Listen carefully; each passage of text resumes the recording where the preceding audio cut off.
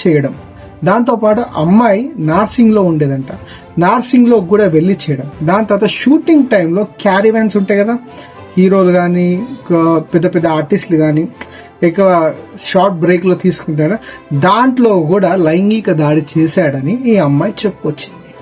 మరి ఇప్పుడే ఎందుకు చెప్పింది, అప్పటి నుంచి ఇన్ని సంవత్సరాల నుంచి ఎందుకు లేదు అనడానికి కారణం తెలిసిందే కదా.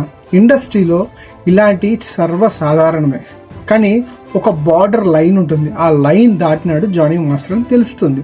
దాని తర్వాత ఈ అమ్మాయికి ఎంత వేదన గురి చేస్తే జానీ మాస్టర్ మీద కంప్లైంట్ ఇవ్వడానికి వచ్చింది, మనం కూడా దీనిలో అర్థం చేసుకోవాలి. ఇంకా దీనిలో కొసమెరుపు ఏంటంటే జానీ మాస్టర్ గారి భార్య కూడా దీనిలో ఇన్వాల్వ్మెంట్ ఉందని తెలిసింది. ఏదైతే ఎఫ్ఐఆర్ కాపీలో రాసిన విధానం బట్టి చూస్తే జానీ మాస్టర్ తన్ని కొట్టేవాడని, క్యారీవ్యాన్ని కొట్టేవాడని,